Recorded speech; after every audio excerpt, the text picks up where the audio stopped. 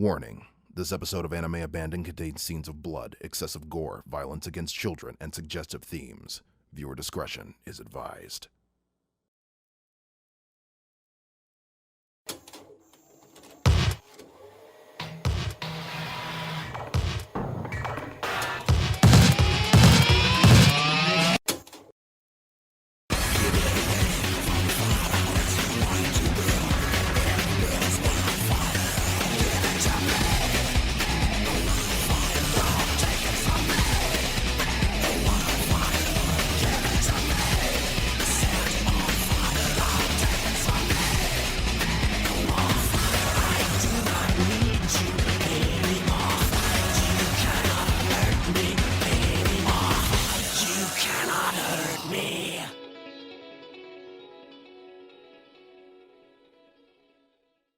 Well, this is it. The 150th episode of Anime Abandon. It's... You know what? It's amazing to see how the show has grown and evolved over the years and countless hours of work to become what it is today. And I was pleased as punch to hear that Too Many Games wanted to celebrate the occasion with me by flying me out to Philadelphia. They even threw me quite the surprise party. Ahoy hoy!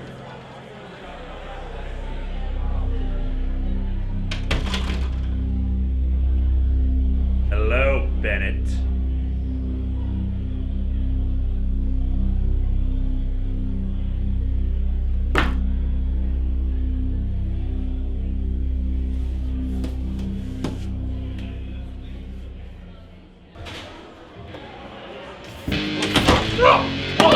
Ballerina Ridge was not funny! I tried my best! You made me lose my back!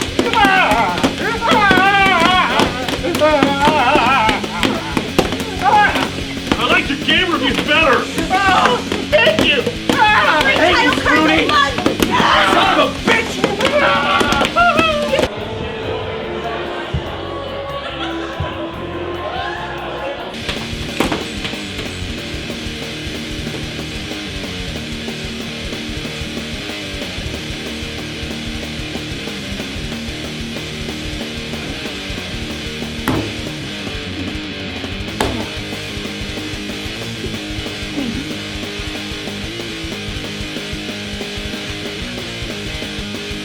Violence! Death!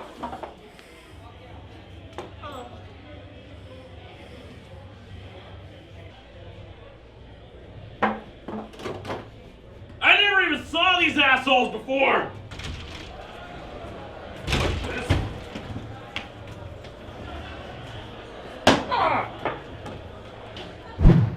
Good times.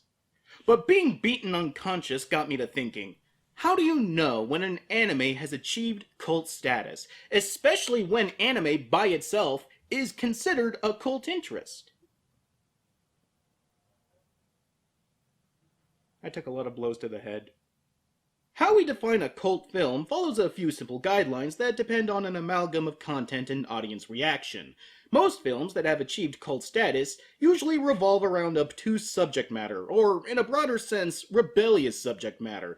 Characters thumb their noses at authority or the status quo by embracing that which is considered perverse or taboo. Stories are written with little to no regard to established tropes to intentionally veer off traditional paths of storytelling, and all creative decisions are often made for the sake of themselves, rather than what will prove to be profitable. Because of this, cult films are often visually identified by their lack of budget. Not to say that there aren't high-budgeted cult films, but they became cult films in spite of their budget, not because of it. All of this informs the most important deciding factor over cult status: audience reaction, which can run the gamut between sincere and ironic. Your typical audience might shy away from the non-traditional structure of a David Lynch film, or the general repulsiveness of John Waters' characters, or the poorly structured plot of Battlefield Earth. But there are certain audiences that embrace those films because of those perceived slights. Whether because they themselves have lived a life that isn't considered, for lack of a better term, normal, or they simply want to experience a film that's unlike anything they've seen before, they can find the fun or general feeling of entertainment from your El Topos, your Showgirls, your Buckaroo Banzais, your Rocky Horror Picture Shows. In the end, it's all about the personal attachment the audience can make with the film that they can't make with another that defines what truly makes a film cult. So with all of that said, how do you apply that to anime? Especially since the aesthetic that the mind's eye conjures when you hear the term cult film doesn't really figure into the anime aesthetic. Well, you gotta further divide the subculture. As much as it seems like an oxymoron, there is such a thing as mainstream anime. Look no further than Dragon Ball, Attack on Titan, and Neon Genesis Evangelion for proof positive of this. So then it becomes a question of audience and fan reaction versus mainstream recognition. For example, Cowboy Bebop has legions of dedicated fans and near universal critic appraisal, but its status as one of the most well-regarded anime outside the otaku culture robs it of a cult status. And besides, quality of content has little to do with cult status. And you can't piss on hospitality. I won't allow it! But now I think we have the tools to build a spectrum to gauge whether or not an anime can be considered cult, and for what reason. On one side of the spectrum is Serial Experiments Lain, a beloved anime that was unfairly ignored by the anime-buying public, but was rescued from disappearance by Funimation after enough demand from its fans. On the other side is Mad Bull 34, an outrageously violent shitshow that just had to be seen to be believed, and was rescued from disappearance by Discotek Media, probably on a dare. And in the middle, you have Elfen Lied, the perfect nexus of human triumph and atrocity. You either love it, or you despise it. In a phrase, it's the feels the anime. A 13-episode anime released in 2004, Elfen Lied is exhausting. Whether you love it or hate it, everyone has the same experience after they watch it, like they were put through the ringer and left to dry in the cold. To say that Elfen Lied is emotionally draining is like saying Schindler's List is emotionally draining. I'm not gonna lie to you people, this is going to be a rough one to sit through, but 150th episodes don't come along every day, do they? This is Elfen Lied. The story follows Koda and his cousin Yuka, who happen upon a naked girl washed up on the beach. Hey!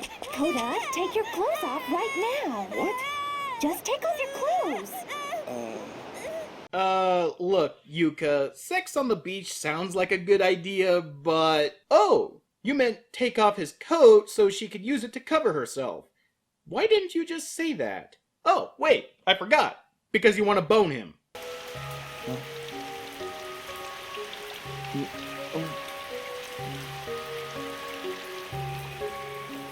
Him, I remind you, being her cousin. It's that kind of anime. Following Pokemon logic, the two decide to name her New, since that appears to be the only thing she can say. And the comparisons to wild animals continues, as not only does she have stubby horns, she's not even housebroken. Huh? What's the matter?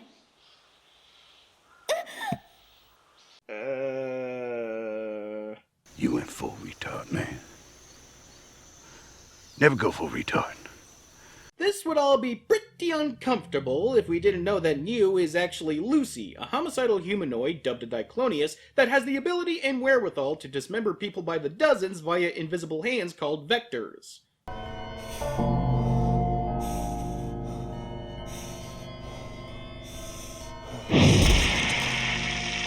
So instead of it being pretty uncomfortable, it's really uncomfortable. Seems that Lucy was kept under lock and key and away from prying eyes, but was let out under mysterious circumstances. However, during her escape, she catches a sniper's bullet to the head, but instead of killing her, it just makes her go full retard. Sometimes. Over the course of the show, she reverts back and forth from Lucy to New, like if Forrest Gump yo-yoed between himself and Leatherface. Now, this all hinges on one of the most tritely whimsical plot devices ever conceived. In fact, it's so trite that you all know what I'm talking about. The bonk on the head. Yes, the tried and true writer's crutch for any and all plots. From mega blockbusters to hack comedy sketches, the bonk on the head comes in many forms, but they all perform the same function, getting an established character to act against type. And so it is the same here in Elfen Lied, but the show tries to obfuscate the inherent hokey-like nature of it by doubling down on the violence that surrounds it. All of a sudden, the thought of a two-faced psychopath has some novelty to it. But this presents a problem. If your heroine is a murdering butcher half the time, how do you keep the audience from wanting her to be captured and or put down? She can't just keep taking out nameless and faceless guards all the time, so what do? make nearly everyone around her the most irredeemable fucksticks in the history of fucksticks. What the hell's the point of shooting at targets that don't scream or bleed? It's getting old. I'm ready for real people. Ladies and gentlemen, meet irredeemable fuckstick number 1. Mr. Bondo?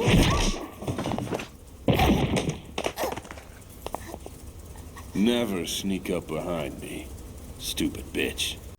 With a bullet.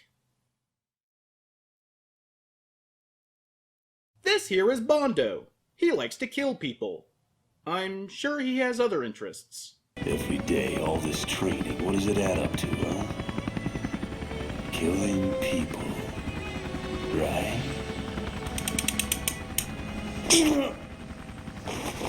That's serious enough for you? He's sent along with a platoon to recapture Lucy, but nearly dies in the process. This would be an excellent time for him to exit the story, seeing as how he served his villain of the day purpose, but he sticks around long after his usefulness. After his fight with Lucy, he's just not needed anymore, especially since it's this guy, Director Kakuzawa, who's the actual honest-to-God antagonist of the series. But the reason why Bondo sticks around is simply because the story doesn't have a lot of meat to it. The main focus of the show is Lucy/New's relationship with Coda and their history that Coda has internally repressed, which is yet another hack writing crutch and one that doesn't come out nearly as well as the bonk on the head, but we'll get more into that later. Your typical plot of Elfen Lied is as follows. Coda loses track of New, someone from the lab finds her, New turns into Lucy, a massacre happens, Coda then later finds her after she's turned back to New. Barely enough plot for a 6-episode OVA, let alone a 13-episode series. But what could they do since they were adapting from a manga that wasn't anywhere near done and wasn't hampered by a production budget or narrative restraints like an anime has? Making matters worse is that the manga has numerous side characters that have their own stories that are explored in the manga, and the anime has to shoehorn these characters in as well, and in the case of Nozomi, leave them out entirely. However, if you had to leave out a character, might as well be the one who was psychologically abused so much she has to wear a diaper because she keeps wetting herself. Not to put too fine a point on it, but Elfen Lied is not for lacking side characters with histories of abuse. There's Mayu, another runaway that Coda and Yuka quasi-adopt into their household, who escaped a life where her stepdad sexually abused her, and no, I'm not gonna show it. But as soon as she's adopted by Coda and Yuka, she's immediately better and all signs point to her living a perfectly well-adjusted life. I mean, good for her, but that doesn't leave a lot of room for a story. Because of that, Mayu just sort of floats around the plot and has little to do with what's going on. She has a few moments with Bondo, which I suppose helps to paint him in a better light. I came a long way to this shithole town for one reason. I'm gonna put a bullet in that fucking bitch. And if you aren't straight with me, I'll fucking kill you too. I don't know where she is. My big brother said he saw a girl like that the other day at school. But it doesn't last very long. Not content with 2 runaways, the Coda household also adopts Nana, another Diclonius. But unlike Lucy, she doesn't feel the need or desire to lash out at people. In fact, she's quite happy and demure, only wanting to make hers and Lucy's minder, Kurama, happy, which means locating and retrieving Lucy. I've never worn this kind of dress. Papa, does it look good on me? Nana, I'm counting on you.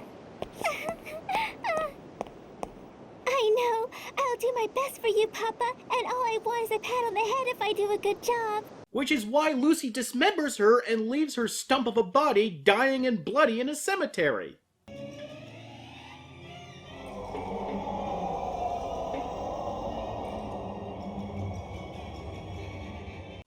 But she's alright, folks. She got new prosthetic limbs thanks to Kurama, and now she could propel herself using her vectors. Why, it's almost like she never got her arms and legs brutally ripped off.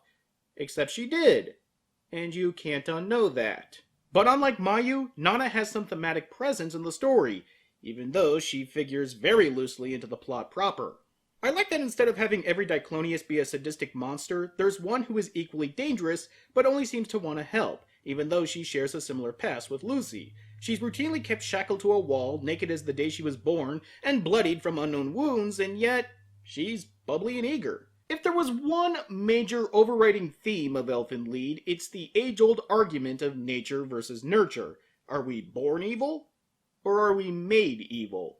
And curious enough for an anime that is predicated upon extremes, It seems to play these two extremes against the middle. Nana has been the victim of heartless experimentation at the hands of uncaring professionals, but remains kind. Lucy has been the victim of abuse from pretty much everyone in her life, and, well... No, Lucy, don't do it! What's frustrating, though, is that despite it being a theme, the anime seems unwilling or unable to answer the questions it intrinsically brings up. As I said, the anime frames Lucy's acts of violence as stemming from an abusive past, one where she grew up being the object of ridicule and derision from the other kids in the orphanage where she lived. And yet, from a young age, it seems that Lucy is also haunted by some kind of spectral inner force that goads her into acting violently, using the abuse she's experienced as justification for her bloodlust. This world wasn't made for people like me. So what should I do about it? It's so simple. All you have to do is remake the world. So, does this mean that even if Lucy had lived a happy and idyllic life, she'd still turn out to be a violent murderer? Well, it kind of seems that way. Many times it's shown that Lucy goes well beyond just killing people. She outright tortures them. She drags out Nana's death by lopping off her limbs and fingers bit by bit, and when she has Bondo at her mercy, she breaks his arm and gouges out his eyes and strangles him. And in both times, the only reason why she didn't kill them was because an outside force prevented her from following through. There's only so much an abusive past can explain, let alone condone, no matter how overboard the anime presents said abuse. Let's go back to the orphanage for a moment. Remember how I said that Lucy was targeted by the other kids for looking like she does? Now, we know that kids can be cruel, but tell me, does this feel real to you?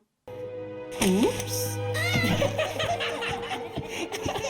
You must be some kind of monster, because you're totally not a human. I don't know about you guys, but if I was a kid and I knew about a girl about my age that had pink hair and horns, I would think that would be the coolest shit in the universe. But no, pretty much every single kid here is beyond awful. Again, going back to what I mentioned about irredeemable fucksticks. But these are kids. Little misbehaving shits, the lot of them, but still kids all the same. Now, I know what you're all thinking. How in the world is the anime going to try to justify Lucy killing all these kids? Well, they go for the lowest of low blows. They bludgeon Lucy's puppy to death. Keep holding it down.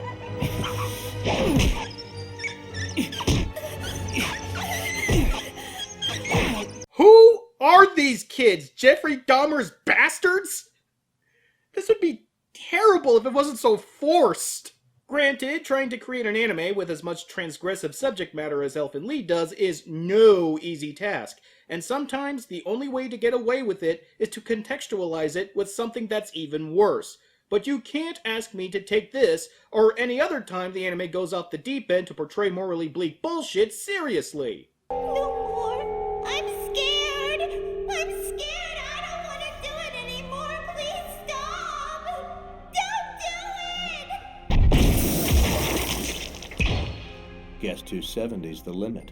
We're gonna need another Timmy. I mean, you can't say it isn't effective. We're supposed to think Bondo is a son of a bitch, and so they have him sucker punch a woman and beat up a little girl. Son of a bitch status confirmed. But the lengths the show goes to frame him in such a way removes all sense of intentness from the character. He comes off like a joke more than anything else, sort of like how Duke Nukem went from one of the coolest characters of video games to being an unintended parody of himself. America is counting on you. America, fuck yeah. If not for that, then at least one has to laugh at the sheer audacity of the anime, trying so goddamned hard to justify themselves having a bunch of kids slaughtered. You know who isn't human? People like you! You know, I don't care who I piss off by saying this, but Elfen Lied? Too many kids getting butchered.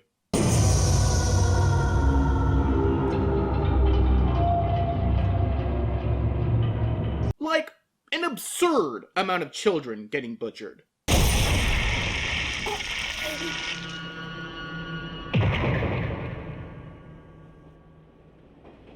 It's unnecessary, really. Sort of like the disturbing amount of shots of naked little girls. Yeah, so the anime hints that Lucy is 18, but Nana certainly isn't. Mayu certainly isn't, and Mariko, the last Diclonia sent after Lucy, really isn't. Although she is psychotically insane. Oh, I see. You think you're gonna kill me, right? They say you're the queen and everything, but no one can kill me, nobody! You could make the argument that the nudity wasn't portrayed or framed in a sexual way, and I can certainly see that side of the argument. Except for Mayu. But this all feels like we're dancing around the main meat of the discussion. What about the story? Well, if we can take into account that the plot centers around a homicidal demi-human who switches between her true personality and Sean Penn from I Am Sam, the story still doesn't make a whole lot of sense. So, seems that Diclonius can spread their infection like genes through human males, and that is how they reproduce. Thing is, Diclonius born from humans are sterile, so they can't reproduce themselves, save for Lucy. Hence why she was let out in the first place by this guy, son of director Kakuzawa. Seems that he's one of the very, very rare male Diclonius, although his genes have been watered down through the generations. But he figures that he and her could be the Adam and Eve for a new generation of Diclonius. Lucy, it's different for you. You're the pure one I've been... I think that's a no. So between this plot point and the end, not much really happens. But towards the last act, it's revealed that Coda met Lucy when they were both young and befriended her when, shocker of shocks, he's not a complete dickhole to her. But the good times don't last long when Lucy's paranoia gets the better of her and she becomes jealous of little Yuka. So she kills his family and Coda blocked those memories until now. Alright, throwing away the fact that repressed memories are about 95% bullshit, especially how it's portrayed in fiction, the real problems start to teeter over at the end. After Mariko fails to kill Lucy, Kurama appears to reveal that she's his actual daughter, and seeing as how their lives have been fucked up beyond all recognition, they decide to blow themselves up. Meanwhile, Lucy, finally apologizing for, killing Koda's entire family because she was jealous of his cousin Yuka, which, to be fair, wasn't entirely unfounded, decides that enough is enough and throws herself into a waiting hail of gunfire. But because the anime couldn't leave well enough alone, it's hinted that Lucy is still alive and that director Kakuzawa is going to attempt to breed more Diclonius because, well, like son, like father. Now, my one question after sitting through all of this is a simple one, but an important one too. Why do the Kakuzawas think their plan is going to succeed? While the anime itself is fuzzy about the details, Diclonius born from humans are sterile. They can only reproduce by infecting human males, and thus more Diclonius are born. Sterile as they are. That's how Mariko came into being, and how Kurama's wife died the most melodramatic death I've ever seen in anime. Why are you trying to kill our baby? We were looking forward to her so much. And now she's the only child I can ever have. I'm begging you to save her. She's our daughter. Our only child.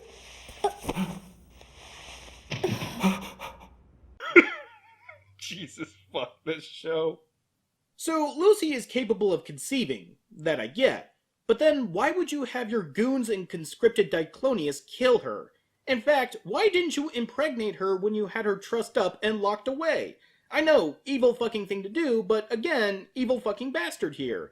And more to the point, why do you think you can make more Diclonius if you think Lucy is dead? No matter who you try to impregnate, they're only going to give birth to sterile Diclonius. And if your genetic history is any indication, all you're gonna have are watered-down Diclonius that don't have any vectors. It just seems like the Diclonius as a species were meant to go extinct in one generation. And you think you could rule the world full of them? This whole plan is nothing but racing as fast as you can to a red light. At least it's better here than in the manga, where it's revealed that director Kakuzawa isn't even a Diclonius. He's just some poor fucktard with horns. It'd be tragic if it wasn't so funny. Now, I've probably spent the better part of 20 minutes kicking the crap out of Elfen Lied, give or take a minute or two, but I called it a cult anime at the top of this video, and that infers that there is a cult fan base around it. Obviously, I don't count myself among them, but why is there one in the first place? Because, for all of its faults, mostly surrounding plot and character, it could be a very beautiful anime. Well, not visually speaking. The anime is pretty cheap and roughshod, and there's obvious cut corners every which way, but it's beautiful in tone, and that's thanks to the Superman of anime themes, Lilium. This one aria plays throughout the entire 13-episode run, and goddamned if it isn't the most effective piece of music, just in terms of creating atmosphere and elevating an otherwise forced, forgettable scene. Hell, the opening of the very first episode is legendary because the song creates this surreal contrast between itself and the violence on screen.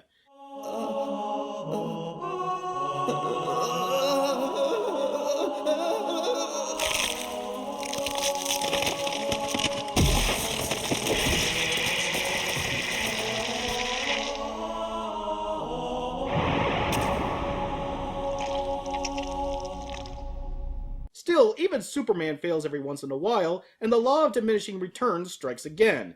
By the last episode, that aria has been used so many times that it doesn't even register with you anymore, especially when the melodrama hits its most maudlin. All this time that I was locked away in that dark room, I was looking forward to the day we'd meet. You'd say, "Come out." And there you'd be, with Mommy, waiting to take me home so we could be a real family. Eesh! I know that your life up till now has been a hellish nightmare where you've been kept immobilized in a dark vault to the point where you can't even stand on your own 2 feet, but come on! You're a 6-year-old girl! Play some Pokemon or ponies or... Oh. But as I said, Elfen Lied is predicated on extremes, but in every way imaginable. Extreme violence and sadness, sure, but also extreme happiness and, dare I say, love. I can't let you go knowing that you'll hurt people. There's already too much in my life that I regret. I want to put a stop to the bloodshed. Besides, I love that lonely little girl I met so long ago. And I love Mew. She's like nobody I've ever met. Coda. The concepts of extremes are baked right into the very design of the show. Not only is that delicate aria used to contrast the violence, but the set design and environments are peaceful and feature old-world, beautiful architecture, all the more shocking when they both become drenched in blood. Even the characters are overly expressive, even bordering on moe in certain respects. Usually, violent anime shies away from the overly drawn large eyes and the more stylized aspects of anime, opting for a more gritty or subdued design. That the characters are drawn the way they are, again, contrasts the brutality that surrounds them. It's like if Happy Tree Friends were played completely straight, though in Elfen Lied's case, sometimes it circles back to parody. So I can certainly see the appeal of Elfen Lied from an aesthetic point of view, as well as a gorehound point of view. If you fancy yourself a fan of the claret, then Elfen Lied won't let you down. And the fact that the anime has no compunction about having both women and children be on the receiving end of the bloodletting means that there's some novelty to it. At the very least, I could say that the violence is so outlandish and prolific that getting worked up over it feels like that's the point. You should be worked up about it. It just means it provoked you and therefore did its job. Still could have done without all the naked little girls, though. Even though I find myself on the thumbs down side of Elfen Lied, I think that's more on me than on the anime itself. It knows who its audience is, and it tries its damnedest to be what they want it to be. And I gotta respect it. A show that misses more than it hits can be forgiven if those hits go for a long way. Even the greatest batters in history fail 70% of the time, so it basically comes down to this. Are you the kind of person who remembers the home runs, or the strikeouts? Even though I know I thanked you all before, I can't let a Milestone episode like this go by without thanking you all again for allowing me to do this show for as long as I have. And I gotta say that I also hope against hope that you all continue to help and support the show because there's still a lot of work to do. So we continue on to episode 151 with Hyperdoll. Till next time.